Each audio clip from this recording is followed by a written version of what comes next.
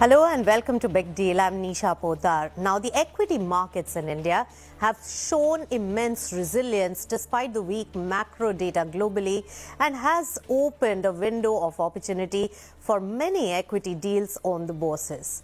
In fact, private equity-led block deals in particular have been the trend in recent times. But what does this really mean for the broader equity market deals, and are these sustainable levels? Let's find out from our team of experts joining us on the show, Vivek Gupta of KPMG India and Salil Pitale of Axis Capital. Thank you so much, gentlemen, for joining us. Now, both of you are deal makers, have the pulse of the markets. Salil, let me begin with you. What's your view on the deal street with this equity market window really presenting itself? Has this really infused confidence for more transactions while the deal flow has been on a slow lane? No, I think so, Nisha. Markets, the deal street is coming off a few months, 7-8 months of very tough periods, wherein we would have seen that, there's been a lot of FIF capital flow out of the country. It's reversed in the last month or so. And the quality of the names that are coming in is also telling us that, it's some good quality set who are participating in the deal activity. The domestics have always been there, who held forth in this last 8 months when the FIs were in the sell mode. So I think both the fact that, foreign money and good long only quality money coming in, domestics holding forth, retail HNI looking stronger, means that I think deal activity, at least right now, is definitely there. It has to be carefully calibrated. It's not that every deal goes through. People are looking at, valuations in the current context and not necessarily the euphoric valuations in some cases earlier on. But one would tend to believe that, there is a fair amount of action on the ground. Yes. We as bankers are engaged with a lot of players right now to see which of them hit the markets. And you would have seen in the recent past, there's a fair amount of block deal activity. There's some activity on the QIP side. There have been 3-4 IPOs which have gone through. There's some of these stuff still lined up. So yes, we are quite enthused. We think this is a market window which is opened up. There would be still some deal opportunities which will still go ahead. That's right. For corporate finance, also for the companies, it is providing a lifeline in an interest rate hardening scenario. But Vivek, let me get you into the discussion. What is the kind of action on the ground that you're viewing? And do you think this momentum is sustainable? So look, there are two parts to this. I completely agree with Salil to say that the last month has been very different from the scene, let's say, from November of last year. So from November of last year, there was a very discernible change in the markets in that companies that were earlier thinking of IPO plans had to either defer or shelve their IPO plans just because the market was not supportive. The last month has seen market activity. I also agree with you. At the top of the show, you made the comment to say a lot of secondaries have happened, particularly on stocks that were coming out of their lock-ins and so on and so forth. Quality names have come in. So that part, I definitely see as positive. Will I interpret this to say, though, that primary market is back? It depends on how you define it. Quality assets at reasonable valuations, certainly primary market is back. However, in a scenario where money is not going to be globally as easy as it was, let's say, during the COVID times when really the monetary policies meant that money flow was very easy, I do think that the scope of the equity market window will be more calibrated. Investors will be more careful, and the kind of assets that will be able to access the primary markets, at least, they will need to show, let's say, a higher threshold than we were seeing in let's say, the last 2 years. So okay. I'm optimistic, though cautiously so. All right. So one point I'll make is that a lot of deals had gone out of the market also because of the froth and the impending headwinds on the macro side. So Salil, valuations have a big role to play in deal making, and you can reflect and throw more light on that particular bit. Some froth was out of the market. Now we are again seeing enough volatility. Instead of saying euphoria, I would say call it volatility because it is still tentative on a day-to-day basis. How do you put together all these factors fitting in for the future trend of deal flow? So let's put it this way. From the valuations point of view, the world has changed, and therefore, price points and market multiples have changed. What they were, let's say, 9, 10 months, 10, 12 months down the behind us versus now are different. The sectors which could be of interest also change a little bit in this. You mentioned about froth. Yeah, I think there was a concern that a lot of, especially tech related areas wherein, valuations seem to be pretty large at that point of time. They were then reflective of what global markets were looking at, especially NASDAQ and the likes. There's been serious correction out there, so that correction is not lost on India too. And, for, some of the tech related companies, that correction is reflected in traded prices today, as well as increased interest, if at all. The type of interest has changed. Let's say in tech side, what we do perceive now is a lot more focus on, even within the tech, the quality names with either profitability or a decent path to profitability. Those are of sure interest. Among the other sectors, there's a whole set of sectors which have also started becoming, important beneficiaries in the marketplace today. And the whole manufacturing related area is of tremendous interest. And there people are willing to pay strong price points because they see that the runway for growth is very good.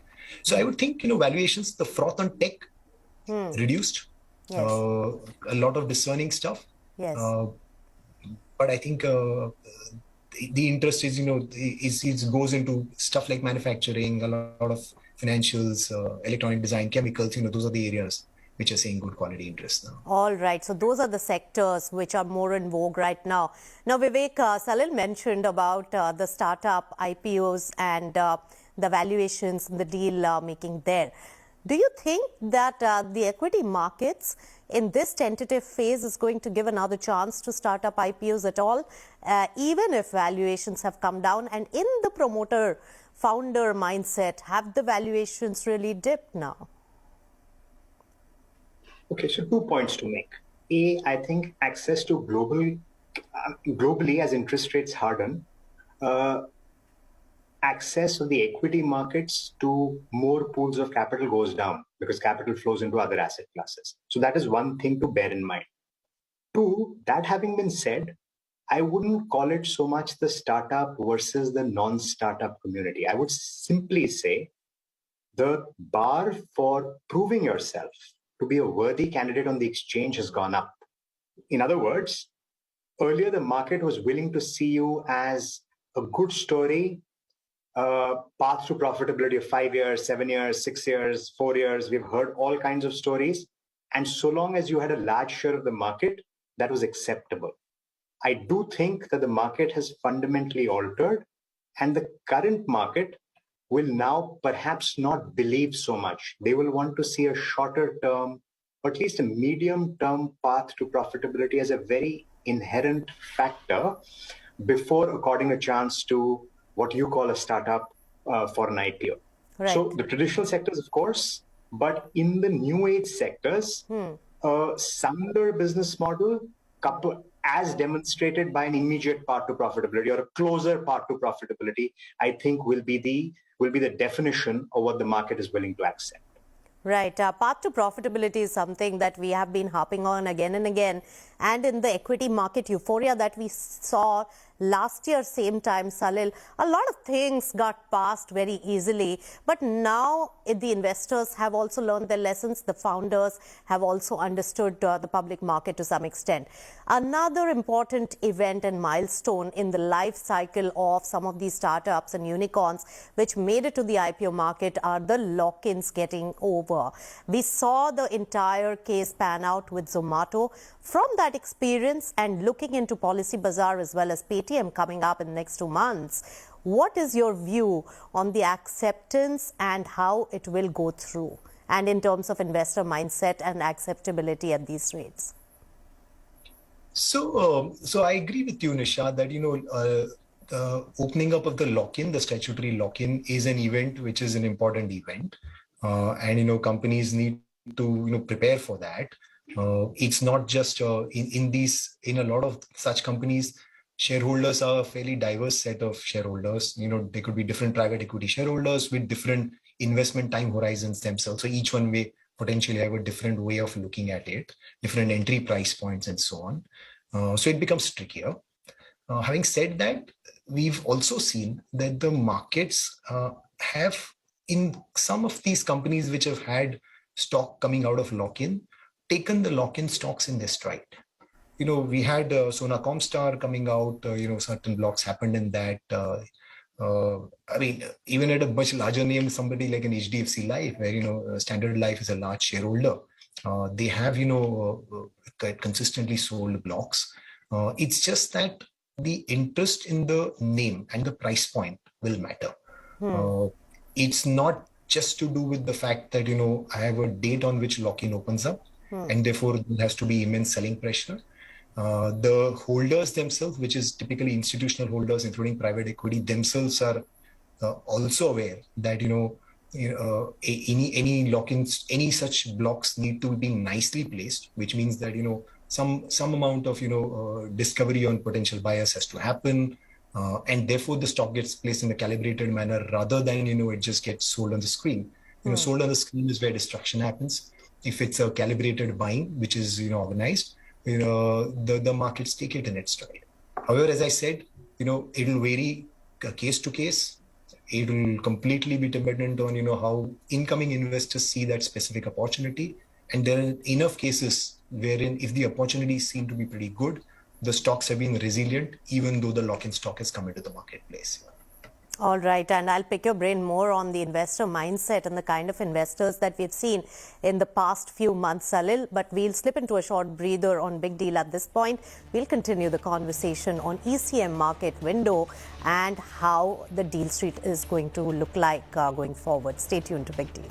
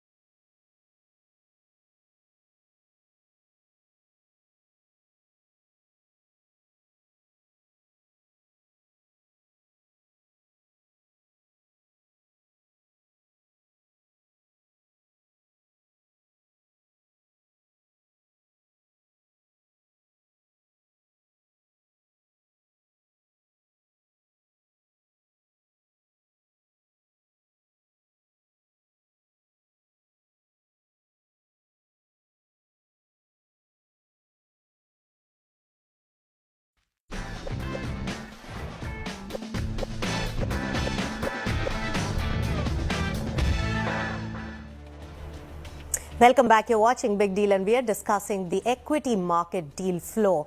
Now, Vivek, we have really looked at REITs and InvITs as an instrument, and an important aspect of the equity markets also since the inception. It has evolved. And do you think that in the interest hardening scenario, with its combination of both being fixed and equity component in terms of returns to the investors, that is going to be much more emphatic and play a larger role in the system and for investments?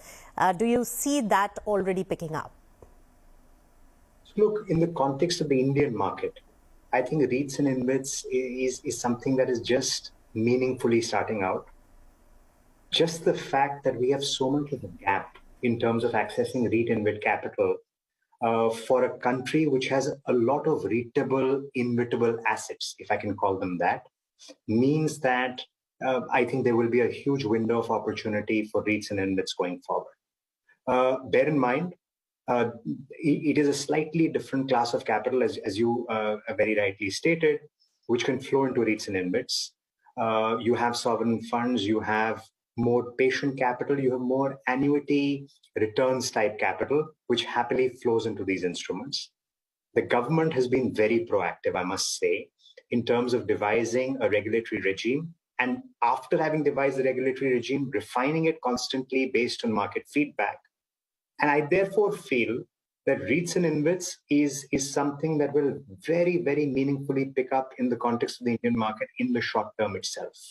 So yes, I'm very optimistic, much more optimistic on the REITs and InvITs window as things pan out in the short term. Right. And Vivek, even tax experts like yourself have done enough, worked enough with the government to make it a more acceptable instrument. So Salil, the tax benefits have really gone to the public REITs and InvITs as well as the private ones as well. Where are you seeing most amount of traction? What kind of investors and what is the on-ground pipeline looking like? So, Nisha, we are really enthused about both these products. Yes. They're relatively, as Vivek said, relatively new to the Indian markets, but I think the regulators have done a fantastic job to, allow us to get them to the markets in a nice manner. The first set of InvITs found the going difficult because, people probably did not be sure where to keep these assets as, whether they're, in which books, the equity books, the debt books or the balance books and so on. But I think people have, found their own calling around it. The number of investor interest that we've seen in InvITs has just gone through the roof. People are interested both in listed, public listed and private listed too. Even in the private listed category, we see a lot of, HNI as well as, the AIF kind of interest coming in, apart from the, the large people who are wanting to take positions. REITs is a classic category which, gives you yield, but also gives you upside and capital appreciation coming out of, the underlying properties going up. Indians inherently do play for capital appreciation in the real estate market in a massive manner. So, so the REITs have given them the benefit of both an yield plus a cap upside. So I think both these categories are seeing both institutional interest within which, institutional private as well as institutional public market. And I would say the high net worth or the retail HNI category, which is, the large ticket investors who are willing to take positions in this. There's a lot to happen, as Vivek nicely put it across. There are enough REITable or InvITable asset categories which are there in the markets in India today. We've just seen, tip of the iceberg, the easy ones, the transmission-based ones, as well as, the commercial office space-based REITs. Those are the starting point ones. And there are quite a few more who may want to tap into this. And, there will be different categories within this also that will come up, the warehouses and the likes, or also, by their inherent nature, either InvITable or REITable assets that will come up. We would expect a lot of action on both of these. All right. So a lot of action really expected in REITs and InvIT side.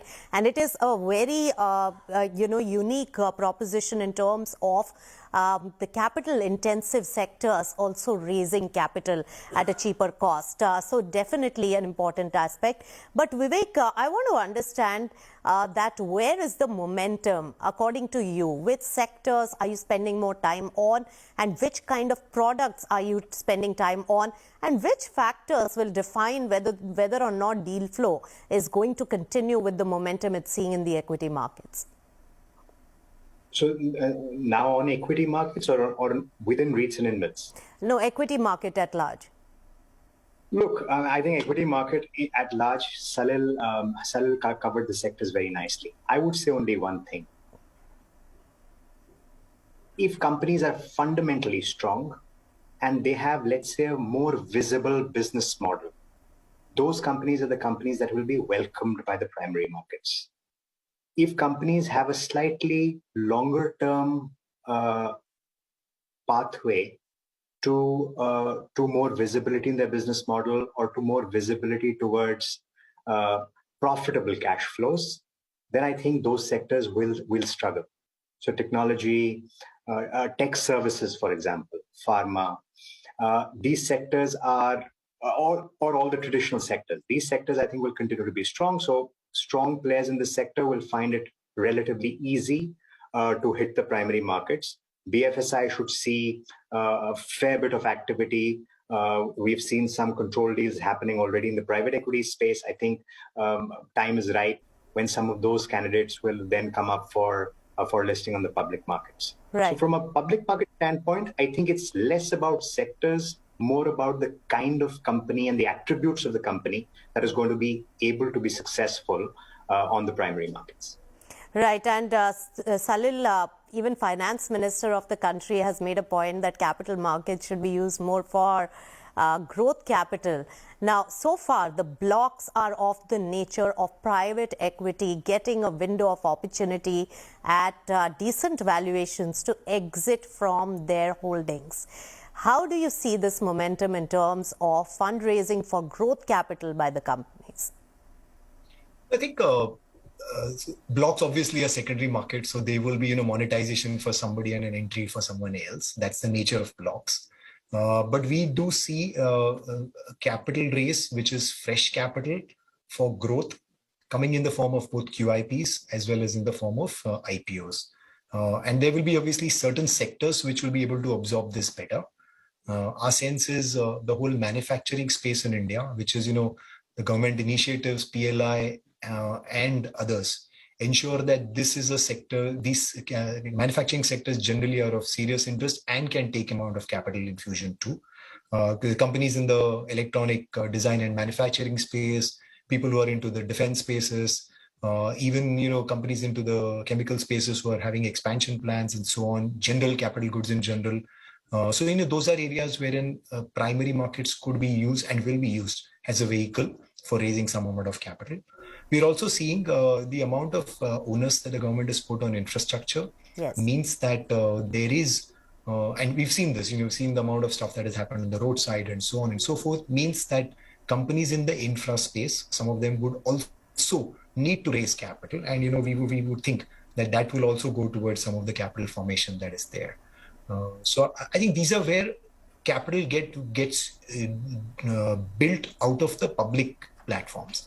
We should also not forget, Nisha, that some of the onus of funding growth also has been taken by private equity in the past. Yes. The risks of growth and capital formation has been taken in by PE in the past. And it's nothing to frown upon to say that if some of them now use this window as an opportunity to monetize. It's the risk is being taken by private equity. Now it's well built, and now it is distributed to public. So point well taken, Salil, that of course, if they don't make those exits and don't get the returns, then why will they invest? So proof of that investment is in the returns. But I want to ask you one thing, which is a very significant factor to note, is private equity looking at investing at these levels? So you differentiate, Nisha, between private equity investing in markets and outside. today, and it's still just about a month's data point, so it'll be very difficult to, draw full inferences out of it. Right now, the month's data point, you would see blocks which are sell side from private equity, but buy side from a larger, broader spectrum of market participants, whether it is long only foreign funds as well as domestic funds. Right. But private equities run their private equity business too, right? Which is wherein they've raised capital, which is growth capital, which is getting deployed. Near opportunity. And that investment is happening. So Salil, running completely out of time, point taken, but that will be one factor that I'll be judging the market when the valuations for, because small ticket investments by financial institutions when sold by private equity is a very small commitment of capital to that particular asset, while private equity takes much more risk with a higher ticket size. And if they come and invest at these levels, that is a real show of these valuations sustaining. But thank you so much, both Vivek as well as Salil, for giving us so many highlights. REITs and InvITs are going to be in action, and some of the ECM deals and IPO window to some extent has opened, not so much probably for the startup industry. With that, it's a wrap. Thanks so much for tuning in.